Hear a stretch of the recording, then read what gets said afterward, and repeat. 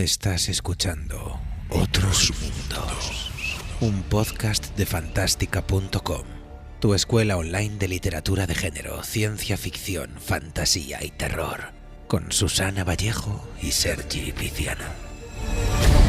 Hola, estás en Otros Mundos, el podcast de Fantástica.com, tu escuela de escritura y de lectura online especializada en géneros fantásticos que funciona por suscripción. Él es Sergi Viciana, es teórico de la literatura, ha estudiado teoría de la literatura y literatura comparada y además es profesor de lengua y literatura y historiador y no sé qué cosa. Y mucho más importante, soy experto en zombies. Que hoy es importante, los demás días también, pero hoy más. ¿Quién soy yo?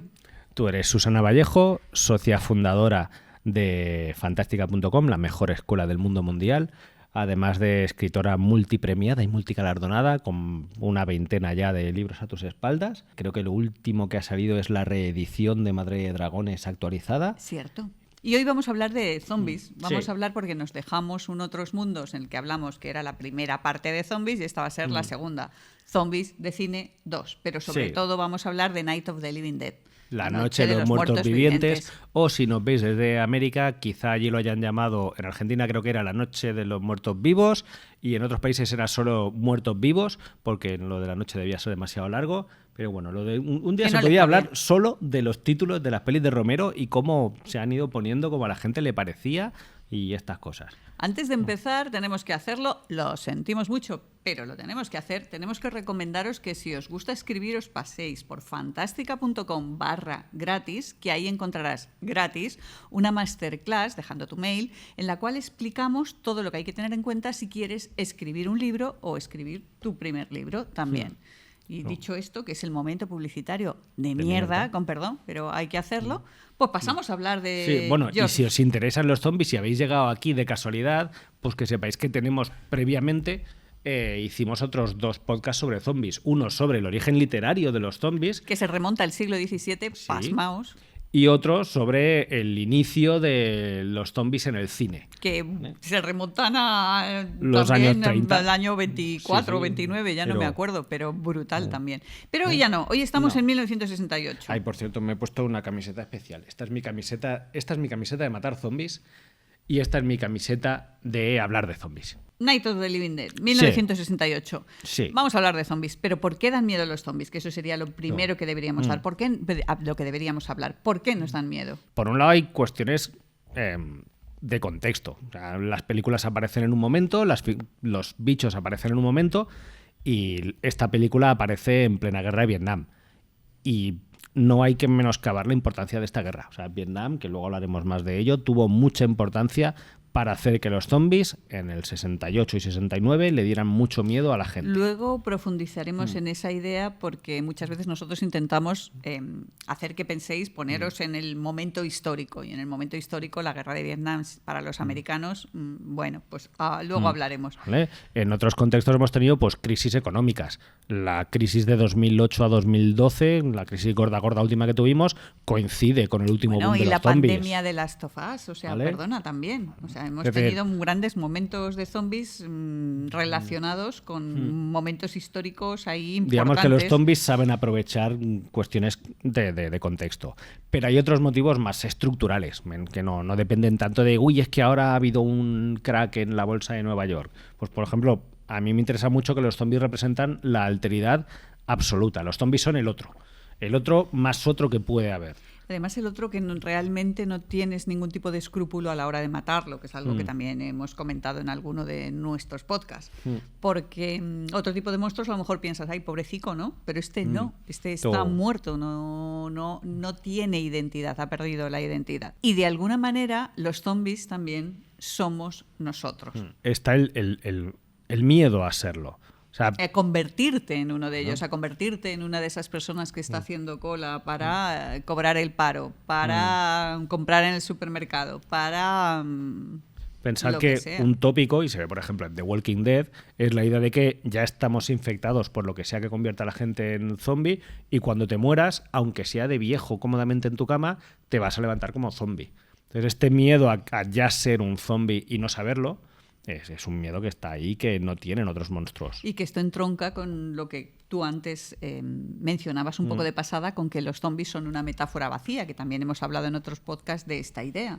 Son una metáfora vacía en el sentido de que pueden simbolizar lo que queramos que simbolice, ya sea el autor pone ahí el símbolo tal cual, o el espectador o el lector, en función de sus mochilas vitales, pues interpreta lo que quiere interpretar. Y yo creo que ahora sí podemos ir ya. Ya tocaba. Aquí hemos ya venido tocaba. a hablar de La Noche de los Muertos Ya Vivientes, tocaba, vamos a hablar. contar cositas de esta película de Romero, que es una película absolutamente brutal y que para nosotros en 2024 es difícil hacerse una idea del impacto que supuso para mucha gente en su momento. O sea, la gente salía del cine absolutamente escandalizada o flipada o las dos cosas. Aterrorizada. Había varias escenas clave que yo creo que en algún momento también las hemos comentado. Por ejemplo, la de la niña que se comía a sus padres. Sí. Esto era algo que impactó mucho a los espectadores de aquel momento.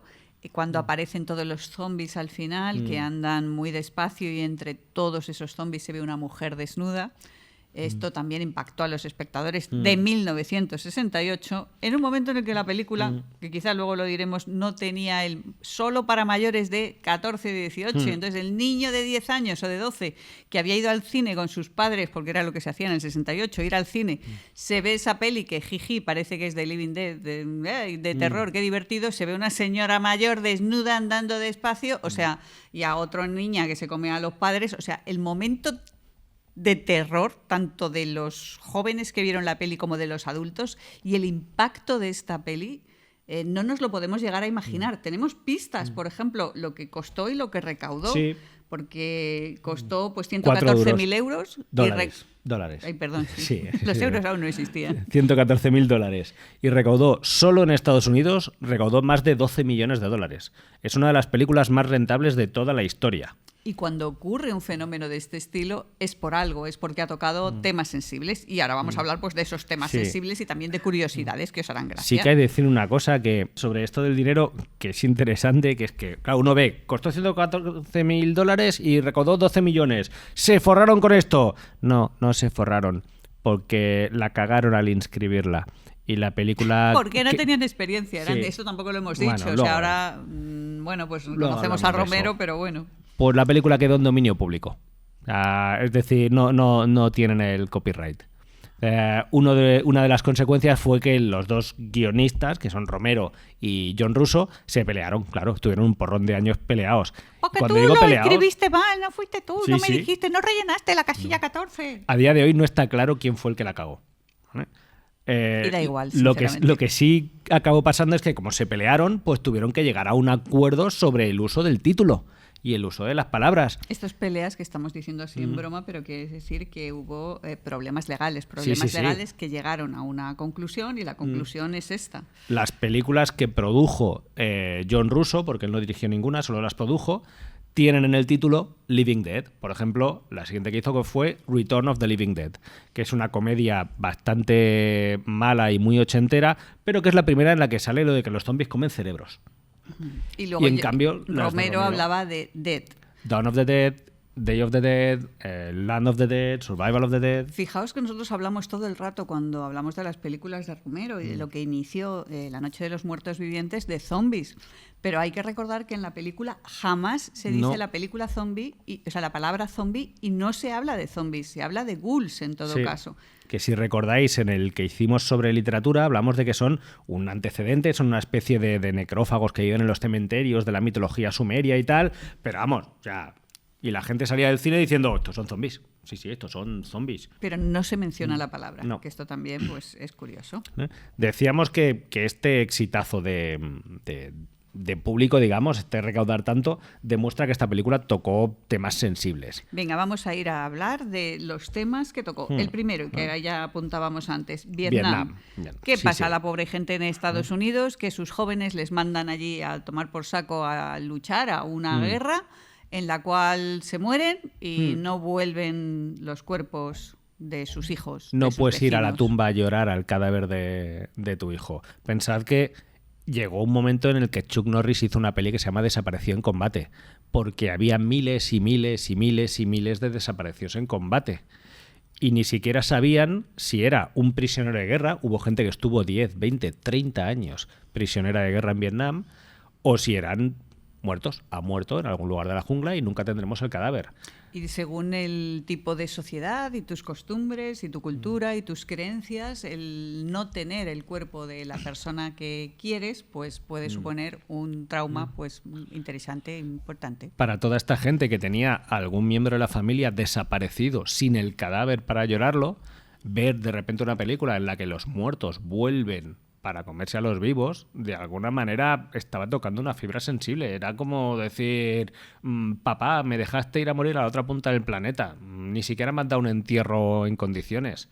O sea, es una peli que tocaba mucho. Y de hecho salen otras películas que también lo tocan. Hay una peli canadiense, cuyo nombre nunca consigo recordar, que es más o menos del mismo año que la de Romero, y que trata literalmente de un soldado canadiense desaparecido en combate en Vietnam, que un día aparece en casa de su madre vuelto, y es un revenant, un muerto que ha vuelto. O sea, es un tema que estaba ahí. Vietnam también supone una guerra que se pierde, y que se pierde cuando Estados Unidos no había perdido ninguna guerra. Con lo cual, esa incomprensión de por qué hemos ido a luchar tan lejos y para qué y cómo es posible que estemos perdiendo si total son 4 matados en teoría contra los que estamos luchando, ¿no? Entonces esa incomprensión también hace un burbujeo en la sociedad. En el momento que viene esta película, pues recoge esos miedos y esa incomprensión. Y ves La noche de los muertos vivientes, en el que de nuevo es algo incomprensible. No sabemos qué está pasando, por qué los muertos se levantan, por qué vienen, que nada tiene sentido, nada se puede entender. Bueno, hay que decir además que está aquí, la cuestión del final. Bueno, habla del final, Sí. luego comentamos. Si recordáis el final, cuando han llegado ya los policías y matan y tal y eso, no está rodado como el resto de la película, sino que supone que es como un telediario. Y está por ahí el presentador del telediario con el micro y eso. Y esto era casi igual que las escenas que veían a diario en el telediario sobre Vietnam. La batalla que ha habido en no sé dónde, el bombardeo de no sé qué. Es muy difícil para alguien de 1968 ver este final y que no resuene en su cabeza el telediario que ha visto a mediodía, en el que hablan de pues eso, que han bombardeado no sé dónde en Vietnam. Háblanos de Tom Savini, Sí. que se fue a Vietnam. Ahí va, Claro, un golpe. a nosotros nos pilla muy lejos Vietnam, pero... A mí no tanto. Bueno, ha pasado mucho tiempo, pero para la sociedad americana de la época era algo que estaba en todos lados, porque todo el mundo tenía a alguien cerca que había sido afectado por Vietnam. Y cuando digo todo el mundo me refiero, por ejemplo, al equipo de rodaje. Tom Savini, el maestro de los efectos especiales, solo hay una película de Romero en la que no haya participado, que es La noche de los muertos vivientes. Pero iba a participar. Estaba en la mili. Sí, no, la mili no era la mili. Era la conscription, era te reclutaban y te mandaban a pegar tiros a la otra punta del mundo. Y a Savini lo mandaron a Vietnam. Y entonces por eso estaba allí durante el rodaje. De alguna manera se desquitó rodando en el 90 el remake de La noche de los muertos vivientes. Así que en cierta manera pues él sí que rodó que ese La otro noche de sí los que muertos tenía vivientes. una cierta lectura más feminista Sí. y tal, pero no estamos Sí. aquí para hablar de ellos. Vamos Pero- a hablar de, Sí. bueno, pues por ejemplo, Pero- otro tipo de lectura. La lectura que se ha hecho en muchas ocasiones sobre el racismo. Sí. Y además el protagonista de La noche de los muertos vivientes es un hombre de raza negra. Sí, Dwayne Jones, y diréis... Que esto también era original en su sí, momento. Sí. De hecho, en aquel momento es la tercera película protagonizada por un actor negro que no trata una temática racial. ¿Vale? Solo Sidney Poitier había rodado un par de películas en las que él era negro y ya está. Pero esto pasa por casualidad, porque Sí. en el grupo de amigos el único actor profesional era él. Como era negro, casualidad. Con lo cual, bueno, pues lo que hablamos muchas veces, que luego las lecturas de los espectadores van más allá de lo que los creadores quieren poner en su obra. Cuando estaban ya para rodar, cuenta en una entrevista a Romero que alguien dijo, oye, pero si el prota es negro, pues podíamos tal, ¿y si hacemos una reescritura y introducimos? Y él dijo, no. O sea, esto es azar, pues lo vamos a dejar así. No vamos a modificar el texto. Es decir, me parece una de las mejores decisiones de toda su carrera. Lo que pasa que, obviamente, los espectadores, cuando veían a alguien de raza... Estamos en 1968, veían a alguien de raza negra golpeando, por ejemplo, al padre de familia blanquito, típico, sí. que además es la típica familia nuclear americana que aparece allí, pues resultaba impactante también. A Bárbara, chica rubia, blanca, también le da una bofetada. O sea, es que estamos hablando de varios temas, si os dais cuenta, que ahora pues pueden no llamarte la atención, pero que en aquel momento impactan a la sociedad y de qué manera. Es el momento de la lucha por los derechos civiles de Malcolm X, de Martin Luther King, de Las Panteras Negras. En este momento, pues claro, te ponen en pantalla a un protagonista negro que es el que toma las decisiones, le da una hostia al señor blanco, luego abofetea a la chica blanca. Es como, Dios mío, ¿qué está pasando aquí? Otro tema que también acabamos de apuntar es el de esa familia nuclear, blanquita, típica, simbólica, americana. Es uno de los pilares de la sociedad norteamericana, o al menos siempre se ha vendido como que es la familia. Y la familia son papá, mamá, nenito, nenita. Y por supuesto blancos. Y viven en un suburbio con su casita y tal. Y aquí lo que tienes es que el padre de esta familia es un capullo integral. Y sin embargo no es un capullo paródico, es un capullo, es muy señoro, pero es muy señor de este tipo de familia. Y ella, la mujer, está absolutamente subyugada por él y por su papel de madre que cuidara tal. Y claro, los pones enfrentados a los otros, tomando malas decisiones, y entonces haces que la niña se convierta y se los coma.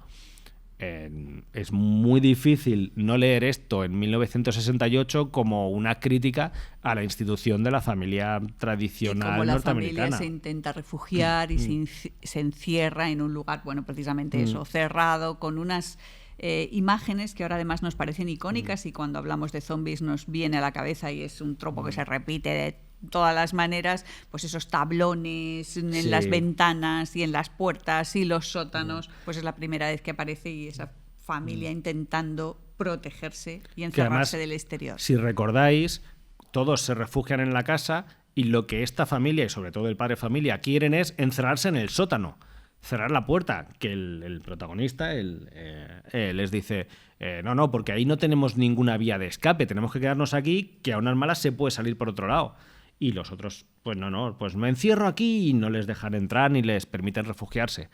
Que de hecho, si algo hemos aprendido de las películas de zombies es que precisamente hay que tener un lugar por el que escapar. Huir. ¿Vale? Además, este encerrarse también se vio muchas veces como, por un lado, un reflejo de la política aislacionista de Estados Unidos, de no, pues paso del mundo que se está destruyendo y yo me encierro aquí, pero al mismo tiempo también de cómo esta sociedad tradicional representada por este tipo de familia veía desmoronarse a su alrededor toda su sociedad porque todas las mierdas de su sociedad, como el racismo brutal, estaban saliendo a la luz. Como la guerra del Vietnam. Y la respuesta es, no, pues me aíslo, me voy a un suburbio a las afueras donde todos son como yo y no hay negros ni gentuza indeseable, ¿no? Y esta visión está muy, muy ahí y desde luego es una visión negativa de esta familia nuclear tradicional.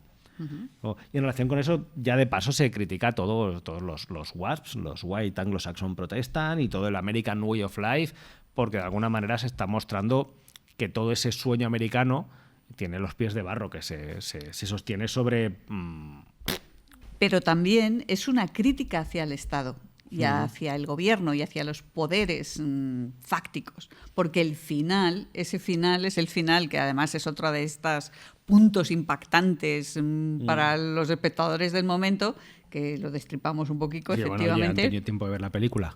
Pues, bueno, el final es que sobrevive el protagonista, sobrevive. Es el único que sobrevive de toda la casa y cuando llega el amanecer y llegan allí los policías y los paletos sureños con escopetas matando a los zombies, pues le pegan un tiro y lo matan. Esto tampoco era un típico final de la época, así que es otra de las razones más Ahora del éxito de la película. Estamos acostumbrados a que las películas de terror acaben mal, acaben con que no, y se levanta mal y te mata, es mucho más típico. En la época no. Y claro, esto era como de, ¿pero qué me estás contando? Y claro, imagínate cómo salía el espectador diciendo se ha muerto el protagonista, la señora desnuda, la niña se come tal... Además, todas esas cosas inconscientes que te remueven en las Estamos tripas hablando y en la de cabeza. una época en la que en el sur de Estados Unidos es que está pasando, es que están linchando, matando, asesinando a población negra. Entonces, ver a estos paletos sureños armados con el sheriff al lado pegando Con tiros y naturalidad. matarle era un shock muy, muy, muy, muy fuerte.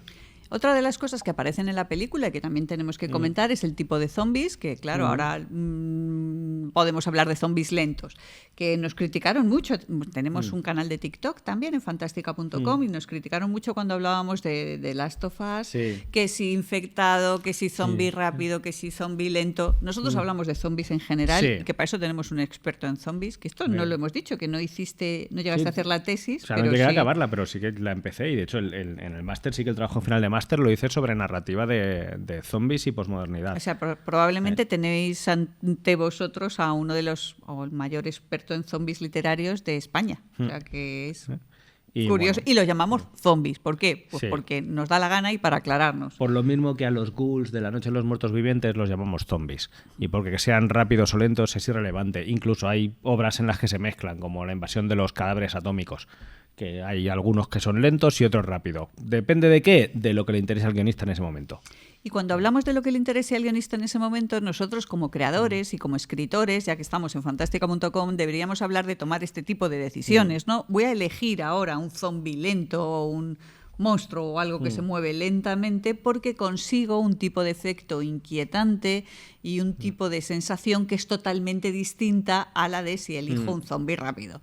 Los zombis rápidos que nos permitirían, si hablamos de cine, ¿no? Pues en ese caso estamos hablando de velocidad, Sí. de acción, iba a decir, de hostias, bueno, sí, de tiros, de todo. Y si en cambio esa lento, inquietante, pero que no para, que siempre va a seguir avanzando, que le puedes disparar 1000 veces y sigue avanzando, es un tipo de inquietud, bueno, pues que creas una inquietud y una sensación en este caso en el espectador totalmente distinto. Y si eres escritor y optas también por un tipo de peripecia y de monstruo, pues también vas a conseguir sensaciones distintas. Y tú como escritor tienes que saber qué es lo que quieres causar en el lector, no improvisarlo. Un zombie rápido, por ejemplo, puedes utilizar un zombie, porque uno solo ya es un peligro muy serio. En cambio, si los utilizas lentos, se trata de la horda, porque un zombie de estos pues no hay ningún problema, lo puedes esquivar. De hecho, en el remake de Savini, Bárbara lo dice, son tan lentos que podrías pasar caminando entre ellos. Y luego pasan Es que es caminando verdad. entre ellos, y en mucha ficción también zombie después se pasa caminando La entre cuestión del ellos. zombie lento es esa angustia ante una horda que es absolutamente imparable. O sea, no va rápido, pero siempre acaba llegando. Que es una idea que encontramos también en las pelis, por ejemplo, de asesinos tipo Viernes 13 o Halloween. Que da igual que Estos lo bichos mates o no nunca lo mates, corren. porque Pero son imparables. O incluso en It Follows, estaba pensando justo en It Follows, que también, o sea, It Follows ya te alcanzará. Tú puedes huir, sí, pero no puedes escapar. llegará. Va a su ritmo. Y eso es No. terrible, mucho más terrible que si creas un típico malo que corre. Vamos a hablar de la crítica en aquel momento. ¿Cómo Sí. recibió esa película? Obviamente vieron aquellas cosas que os estamos contando y la mayoría de la gente dijo, esto es un truño, Sí. esto es terrible, vaya mierda de película. Lo curioso es que la mayor parte de esta recepción negativa de la crítica no era una crítica cinematográfica, era una crítica moral.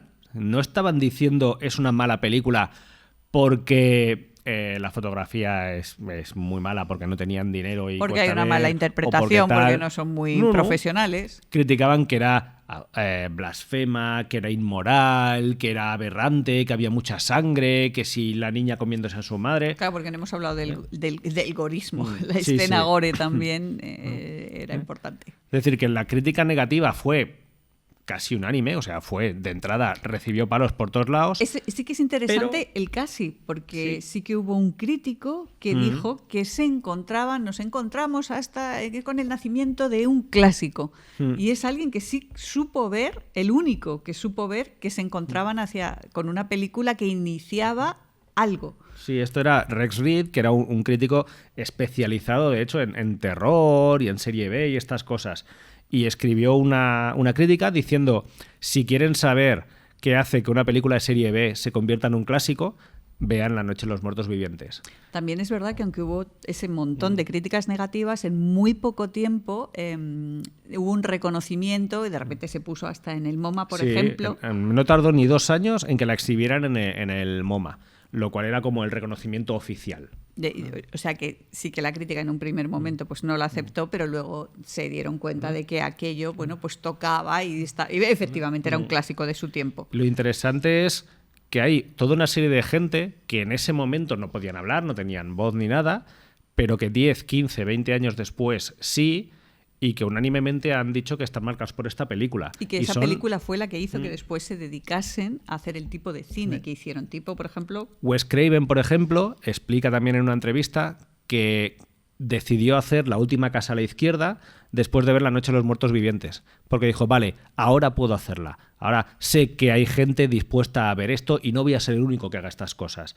Y Tom Hooper, por ejemplo, también cuenta que cuando rodó La matanza de Texas, que uno de los referentes claros que tenía era La noche de los muertos vivientes. Es decir, toda una nueva generación de directores de cine de terror que en los años 70 van a hacer este nuevo terror, lo hacen marcados por La noche de los muertos vivientes. Que no nos hemos de olvidar que el equipo, lo que os decíamos, no eran profesionales, venían del mundo de la publicidad, eso sí, y al venir del mundo de la publicidad, pues eso hizo que pudiesen aprovechar, pues yo qué sé, el dinero de los anunciantes, de algunos anunciantes, para pues conseguir esos 114.000 euros que esto de los anunciantes, igual la gente está pensando que fueron a hablar con General Motors. No, los anunciantes, estos eran de Pittsburgh. Entonces llegaban al señor que tenía Pepe. 3 panaderías y que se anunciaba y ellos le hacían los anuncios para poner en la sesión doble del autocine por la noche y le decían, oye, que vamos a hacer una película, ¿te interesaría ser productor?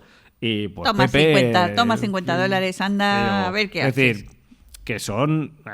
eso no, era la publicidad local, eran los que hacían los anuncios del comercio del pueblo. O sea, era publicidad, ¿vale? A fin de cuentas. ¿Y el pero seguro qué pasó con sí, el seguro? Esto es interesante porque, claro, lo que sí sabían muy bien era hacer publicidad. Entonces, por ejemplo, tuvieron una idea que a mí me parece brillante, que al distribuir la película anunciaron que había un seguro de $50.000 que tenías que firmar al entrar por si te morías del miedo.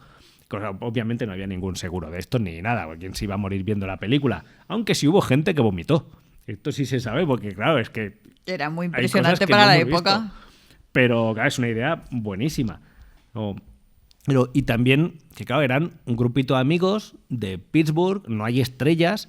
El único actor profesional era Dwayne Jones, que había hecho anuncios. O sea, no os penséis que era un actor. Y esto está muy bien porque da una sensación de realismo. O sea, cuando ves... yo qué sé, cuando tú ves Guerra Mundial Z, por muy bien que te hagan las cosas, al final es que Brad Pitt. O sea, en la vida vas a tener un vecino como Brad Pitt. Pero si ves a John Smith, pues, y que no es muy buen actor, pues te lo crees porque realmente le ves allí sufriendo. Entonces, claro, los actores no son profesionales, son gente del pueblo, pero es que todos los demás, todos los extras y eso, son literalmente la gente del pueblo. Que ahí pillaron como a 250 extras, que son la gente del pueblo, que les pagaban, me parece que eran $25 por persona. O sea, que no está mal, pero... Otra de las razones económicas que decimos que necesitaban ahorrar para todo esto es por lo que se hizo en blanco y negro, porque en aquella época ya había, por supuesto, cine en color, pero era mucho más barato hacerlo en blanco y negro. Así que por eso eligieron el blanco y negro, que además luego les daban opciones, pues queda muy bien pues la sangre, por ejemplo, si la haces en color, el sirope de fresa no tiene exactamente la consistencia y es complicadito, y aquí en cambio pones un poco de chocolate y queda estupendo. Sirope de chocolate. Además contaban que la niña, que no me acuerdo cómo se llama, pues que claro, estaba feliz cuando tenía que comerse a su madre y eso, porque era chocolate. Era todo chocolate. Era como, hay que repetir, ¿podemos repetir la escena? Bueno, pues eso, más realismo, muy bonito también debió quedar aquí. Pero claro, esto también tiene su parte negativa. Por ejemplo, si haces en blanco y negro, película de no mucha calidad y con una fotografía de andar por casa, pues, por ejemplo, a Johnny, al hermano de Bárbara, al que matan al principio, le pusieron unos guantes de conducir muy cantosos y muy raros para asegurarse que cuando luego llega él en la horda al final de la película, la gente dijera, ah, sí, es él, es el hermano, porque no tenían claro que la gente le fuera a reconocer, porque claro, la textura, el grano, la iluminación, pues era La escena nocturna. baratera. No, incluso el guión no es un guión original para la película, sino que Russo y Romero trabajaron a partir de un guión previo de Romero que él había hecho y que era malísimo, adaptando Soy Leyenda. Por eso hay muchos parecidos. Que a mí esto lo tengo que contar. Siempre me ha hecho mucha gracia. Porque ya estaba ahí la mujer de Mathison. Mathison contaba que estaba una vez en una gira o algo, estaba en un motel y le llamó su mujer por teléfono y dijo: Enric, pon la tele en el canal no sé cuántos, que han puesto una peli que es tu libro. Y entonces lo puso y estaban poniendo La Noche de los Muertos Vivientes y se quedó viéndolo y dice: joder, que es verdad, que esto es Soy Leyenda. Y a ver, no es Soy Leyenda, pero sí que hay muchas cosas en común, es un referente claro. Pero todo por eso, por baratero.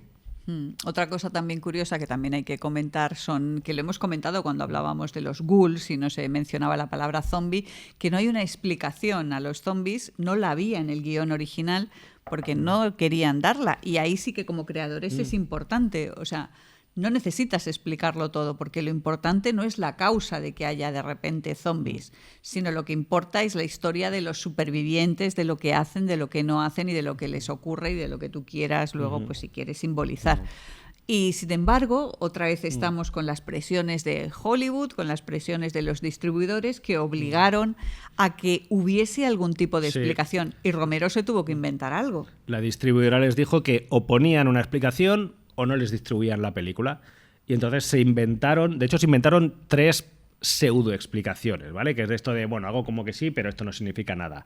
Y lo que pasa es que 2 les pareció que quedaban aburridas y las quitaron. Y dejaron solo lo de el periodista en el telediario diciendo una radiación de una nave que ha vuelto de Venus y tal.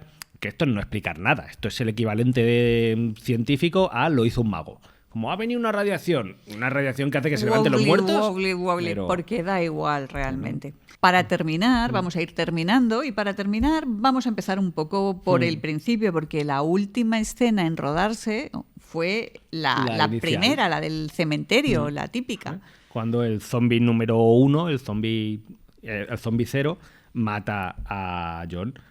Pues resulta que llevan ya un montón de días de rodaje, estaban cansados, y entonces el actor que hacía de este zombie 0 le dijo a Romero: pero ¿cómo lo mato? Porque los zombies hemos visto pues que son tontos, son torpes, no eso, ¿y cómo lo mato? Y Romero, que estaba ya harto y solo quería acabar, le dijo: fuck it, just kill him. Y por eso es verdad que este zombie se ve más inteligente, le estrangula, coge una piedra para romper el cristal, es un zombie más inteligente que los demás. Y es porque estaban hasta los huevos y querían acabar de rodar.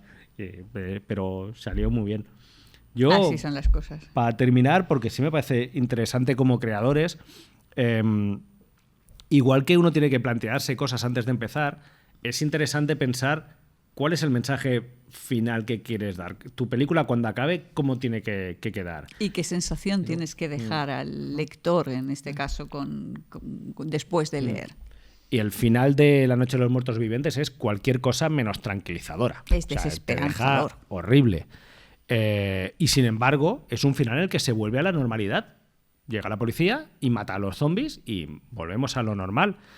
Y Romero esto lo ha contado en entrevistas, y me parece que es una de las mejores cosas que tiene esta película, que es que después de haber sacudido la realidad, volver a la normalidad no es algo bueno. Entonces, después de lo que ha pasado, después de todo lo que nos ha provocado esto, no vuelve nunca nada a ser normal. Lo que has vivido, lo que has visto como espectador siempre quedará ahí dentro. Y ya la normalidad no es normal, que eso es lo que mola, esa sensación de inquietud. ¿Hasta aquí hemos llegado? Sí. Si no habéis visto La Noche de los Muertos Vivientes, o sea, en serio, vedla porque merece la pena. Quizá eso deberíamos haberlo dicho al principio, porque estamos dedicando en otros mundos a la película. Yo qué sé. Detalles.